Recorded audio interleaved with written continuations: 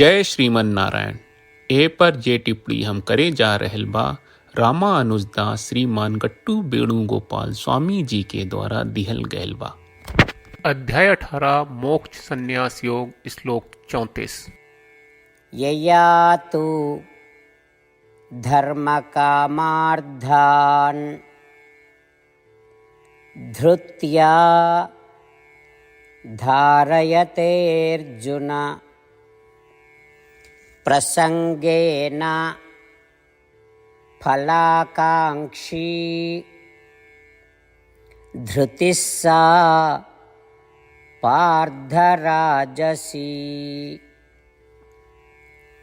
ओम।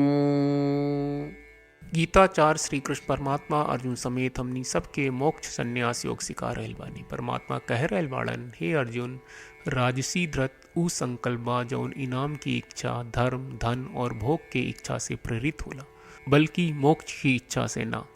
ई कह के श्री कृष्ण परमात्मा बतावत बाड़न कि अगर केहू के सगरी कर्म आ आसक्ति के परिणाम से प्रभावित होके ता कबहू मोक्ष न मिली। ई से खाली मोक्ष की कामना करत, श्रीमन नारायण की पूजा में सतत भक्ति राखत, श्रीमन नारायण की सेवा में सब कुछ करत, श्रीमन नारायण के प्राप्ति के हमनी के जीवन के उद्देश्य बनावत और खाली श्रीमन नारायण की शरण लेके हमनी के श्री कृष्ण परमात्मा के वचन के श्लोक के रूप में जैसन वा वैसे ही दोहरावे के कोशिश करी जा। ययातु धर्म कामार्थान् धृत्या धारयतेऽर्जुन प्रसंगेन फलाकांक्षी धृतिः सा पार्थराजसी।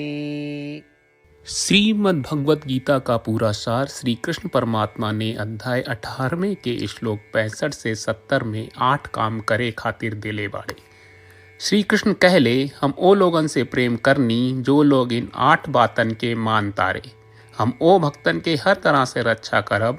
श्री कृष्ण परमात्मा के द्वारा बोलल गईल संपूर्ण भगवत गीता सुनला के बाद अर्जुन कहले, करिष्ये वचनम त्वा, जेके मतलब बा, कृष्ण मैं उही करब जौन आप कही।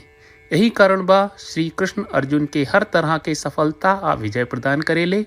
आई परमात्मा के आपन व्रत देई कि हमनी के ये 8 गौ कर्म के पालन करी जा। ई वचन परमात्मा के देवे से बड़न कौनो पूजा तपस्या यज्ञ नहीं। हम 8 प्रण कहब जौन हमनी के करे के चाहिए। आप सब कृपया इन्हन के आपन दिमाग और दिल में सोची। श्री कृष्ण के आपन वचन देवे के ई तरीका में हमनी सबकी कल्पना करे के चाहिए कि श्री कृष्ण का चेहरा खुशी से चमकत बा और खुशी के एहसास करत बा। जय श्रीमन नारायण। यहाँ हमनी के 8 वादा बा। हमनी के पहला वादा, हे श्रीमन नारायण, आपका निर्देश के मुताबिक हम हमेशा तोहार ध्यान करब और तोहार बारे में सोचब। हमनी के दूसर वादा, हे श्रीमन नारायण, आपका सलाह का अनुसार हम हमेशा आपका भक्त रहब। हमनी के तीसर वादा, हे श्रीमन नारायण, हम आपन सब काम तोहरा सेवा के रूप में और तोहरा संतुष्टि खातिर करब। हमनी के चौथा वादा, हे श्रीमन नारायण, जैस की आप माने के कहले रहलू, हमरा बहुत विश्वास बा कि हम आपके होई और हम हमेशा आपन दोनों हाथ जोड़ के आपके नमस्कार करब और आपकी पूजा करब। हमनी के 5वां वादा, हे श्रीमन नारायण, हमरा के तोरा बात माम एकम शरणम ब्रज 1866 याद कहले, जहाँ आप हमरा के आपन का अर्पित करे का कहा। श्रीमन नारायण, मैं हमेशा तोहरे शरण में रहब। हमनी के 6वां वादा, हे श्रीमन नारायण, हमरा के तोहरा बात माँ सुचहा 1866 याद कहले कि आप हमनी के शोक ना करे का आश्वासन दे रहे बड़े, हम अब और शोक ना करब।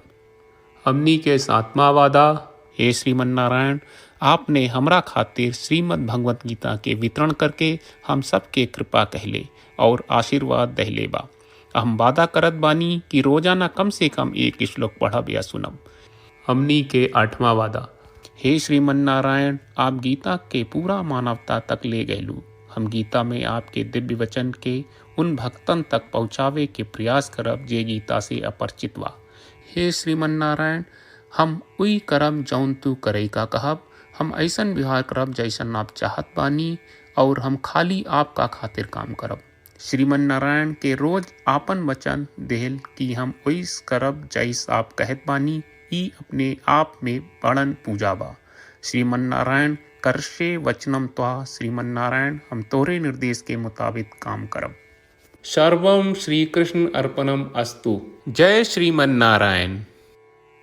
ययातु धर्मकामार्थान् धृत्या धारयतेऽर्जुन प्रसंगेन फलाकांक्षी धृतिः सा पार्थराजसी। ओम ययातु धर्मकामार्थान् धृत्या धारयतेऽर्जुन प्रसंगेन फलाकांक्षी धृतिः सा पार्थराजसी। जय श्रीमन्नारायण। सब भक्त लोगों से विशेष अनुरोध बा, जीवन में हर चीज में हमनी के तत्कालिक और प्रभावशाली परिणाम की अपेक्षा रहेला। एकरा खातिर आइए रोजाना 1 मिनट के समय निकालल जाए और नारायण आश्रम पढ़ल जाए। नारायण आश्रम प्राप्त करे खातिर नारायण आश्रम वेबसाइट पर जाई, जो www.narayanashram.org है, और पंजीकरण में आपन नाम और ईमेल दर्ज करी। आपके द्वारा प्रदान कईल गई ईमेल पर आपका एक नारायण आश्रम PDF प्राप्त हुई। PDF में एक रामायण श्लोक, एक गीता श्लोक और एक विष्णु नामम बा। ये तीनों के मिल के नारायण आश्रम कहल जाला। हर व्यक्ति के ये श्लोक के अलग अलग संयोजन मिलेला। जब हर कोई 24,000 भक्तन के साथ रोजाना आपन नारायण आश्रम पढ़त आ सुनत बा, ता हर दिन संपूर्ण रामायण का 1 दौर, श्रीमद् भगवत गीता पारायण के 33 दौर और श्री विष्णु सहस्त्रनाम स्तोत्र पारायण के 24 दौर प्रतिदिन पूरा होएला। ई एक बहुत ही उल्लेखनीय और विलक्षण परिणाम बा, जौन हर एक दिन ऐस करे से निकलेला। ई कारण बा कि आप और आपके परिवार के सदस्य तुरते जाके आपन नारायण आश्रम प्राप्त करी। जय श्रीमन्नारायण।